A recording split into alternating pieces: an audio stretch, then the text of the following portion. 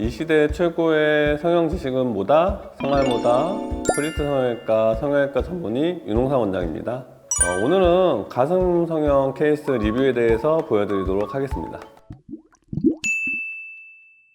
환자분은 일단 가슴 조직이 너무 없어서 항상 컴플렉스가 있어요. 속옷을 타이트하게 하도 입어갖고 속옷 자국이 생겨갖고 저한테 내원을 하셨었거든요. 또 벌어진 가슴이라 옷을 입어도 가슴골도 안 보이고 항상 오태가 안 나서 오래전부터 가슴 수술을 생각하고 계셨어요. 본인 만족을 위해서 꼭 하고 싶습니다 하면서 여러 번 고민하고 내원을 하셔갖고 수술 전에 상담을 진행하였습니다.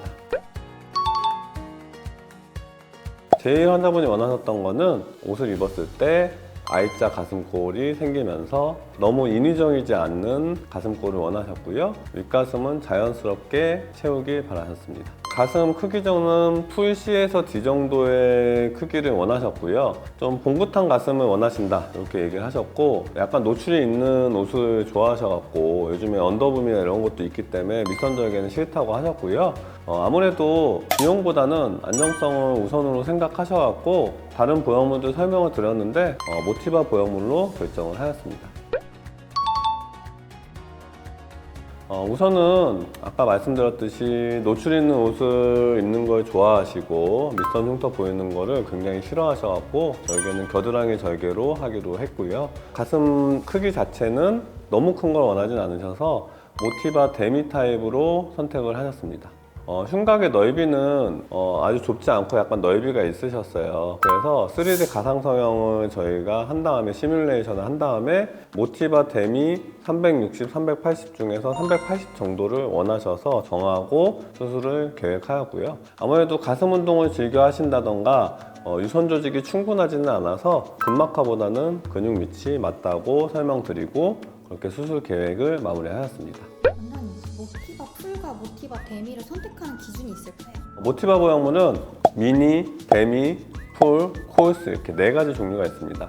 보통 미니랑 코일스, 아주 높이가 낮은 거하고 높이가 높은 거는 서양인 기준에서 많이 사용되는 보형물이고요. 대부분의 동양인들은 아무래도 데미나 풀, 이 중간 정도 사이즈에서 결정을 하시게 되는데, 흉곽이 어느 정도 넓고 가슴 조직이 어느 정도 있는데 어느 정도 풀C에서 D 정도 만들기 원하신다면 보통 데미 타입을 많이 사용하고요.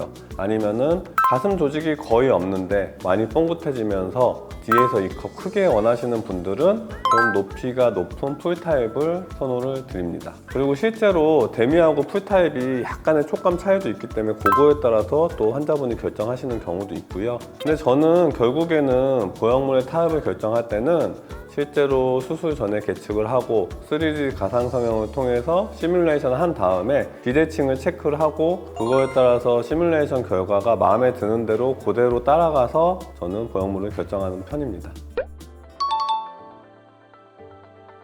수술 후에 이제 경과 내원하셨을 때 밑둘레가 71에 유두둘레가 90이라서 풀 D컵이 되었고요. 아무래도 속옷 입었을 때 가슴골도 R자골로 잘 생기고 윗가슴도 자연스럽게 채워지고 옆 모양도 물방울 모양으로 나와서 굉장히 만족을 하셨던 분이시고요. 수술 후에 고주파 관리나 이제 속옷도 잘 차주시고 수술 후에도 윗볼록이 별로 없으셨지만 관리도 잘 해주셔갖고 결과가 잘 나온 케이스라고 볼 수 있습니다.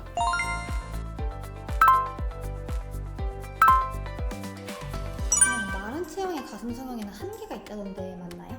아무래도 가슴 조직이나 유선 조직이 중간에서 풀A 이상 그 다음에 B컵 정도 있으신 분들이 수술하기는 편하기는 합니다. 근데 대부분 동양인들은 가슴이 거의 없기 때문에 수술을 결정하시는 거거든요. 그러니까 가슴이 없고 마른 체형 그 다음에 조직이 거의 없는 분들 비율이 압도적으로 높아요. 그런 분들의 경우에는 아무래도 충전율이 높은 모티바나 멘토 엑스트라, 멘토 부스트 같은 보형물을 선택하시는 걸 추천드리고요. 추후에 보형물 만져짐 현상이나 약간의 근육이 얇아진 부분에서 한계점이 있는 거는 설명을 드리고 보통 수술을 결정하게 됩니다. 가슴 성형하러 오는 분들께 당부드리고 싶은 점이 있나요? 여성분들한테 가슴 수술은 그 어떤 수술보다 만족도가 높습니다. 수술하고 나서 오태가 달라지고 체형도 달라 보이고 하기 때문에 좀 더 여성스러워진다고 느끼시고요. 그래서 굉장히 만족도가 높은 수술이에요.